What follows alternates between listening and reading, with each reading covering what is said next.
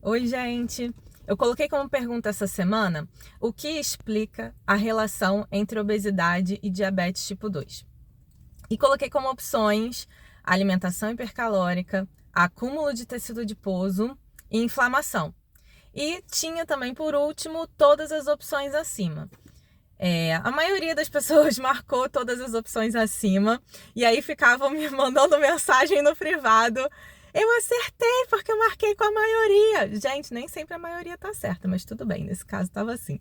Então a resposta certa era todas acima. Mas a ideia dessa pergunta era entender o porquê que esses fatores de fato levam a um maior risco de desenvolver resistência à insulina e diabetes quando a gente tem ali presente sobrepeso e obesidade.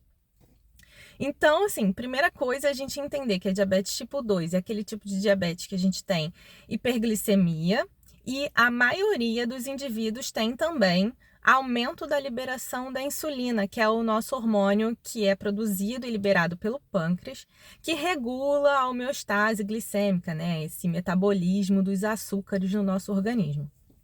Então, a gente tem ali a insulina sinalizando no seu receptor, nas nossas células e promovendo, né, um indicativo do estado energético do organismo. Geralmente, quando a gente faz uma refeição, a gente tem um aumento da glicemia, isso é fisiológico, e a gente libera esse hormônio pancreático, a insulina, que vai ali regular alguns processos nas células e normalizar a concentração de glicose no nosso organismo. Né? Então, a gente tem esse pico hiperglicêmico e a glicose vai voltar ao normal com o tempo. Né? Ela volta ao normal porque a insulina justamente estimula nas células, né, que a glicose, ao entrar nessas células, ela possa ser utilizada, né, para produzir energia, que é o ATP, que vai ser importante para os processos celulares, e ela também vai ser armazenada, né, em alguns tipos celulares,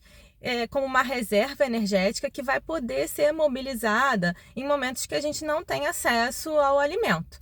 Então, esses pontos são bem importantes. Especialmente o tecido adiposo branco e o músculo esquelético, né, a entrada de glicose nas células também é muito determinada pela ação da insulina, né? Então, quando a gente tem a hiperglicemia e tem a insulina sendo liberada, ela vai atuar nas células para promover esses três processos, né? Captação, o uso da glicose e o armazenamento. Quando tem algum problema na sinalização da insulina, que ela tá lá, o hormônio tá lá sendo produzido, liberado, tá atuando no receptor, mas ele não está sinalizando de uma forma adequada, a gente tem aí um prejuízo nesses processos. E o que acontece é que a gente tem a hiperglicemia por mais tempo presente no organismo. Então, o indivíduo que tem resistência à insulina e diabetes, ele vai ter períodos prolongados de hiperglicemia e de forma compensatória, se essa hiperglicemia não se resolve, se a gente não volta a uma normoglicemia, o pâncreas continua liberando insulina, né? E é por isso que normalmente os indivíduos apresentam também a hiperinsulinemia. Né?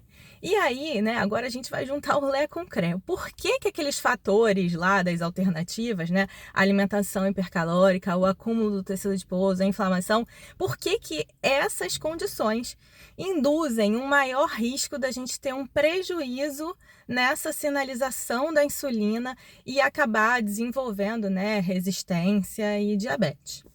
Então, quando a gente tem uma alimentação, né, desregrada, com excesso de nutrientes, o excesso de nutrientes de uma forma geral, né, ele gera um quadro de toxicidade no organismo, né? Então, a glicose em excesso gera glicotoxicidade, os lipídios em excesso geram lipotoxicidade e em conjunto, isso favorece que a gente tenha um prejuízo na sinalização da insulina e tenha ali, né, um maior risco para desenvolver esse quadro de resistência e diabetes.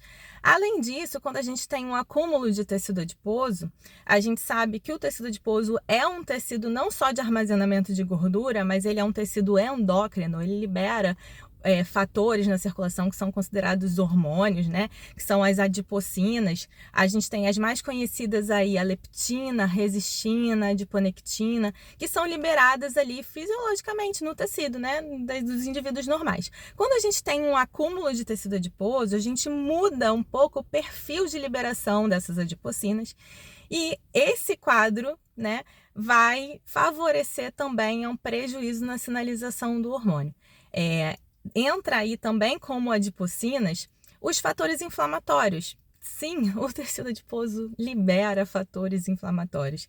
E a gente entende que quando a gente tem um acúmulo de tecido adiposo, a gente vai aumentar a liberação desses fatores inflamatórios.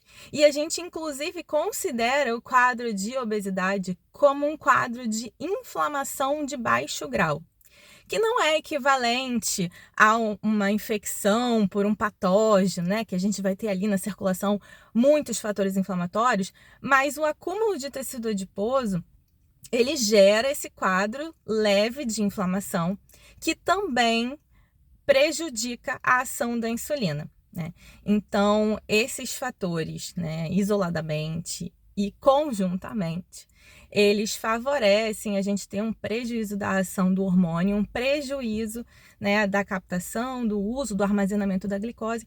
E é por isso que indivíduos que têm sobrepeso, obesidade, têm em conjunto esses fatores, eles têm um maior risco do desenvolvimento de resistência à insulina e de diabetes.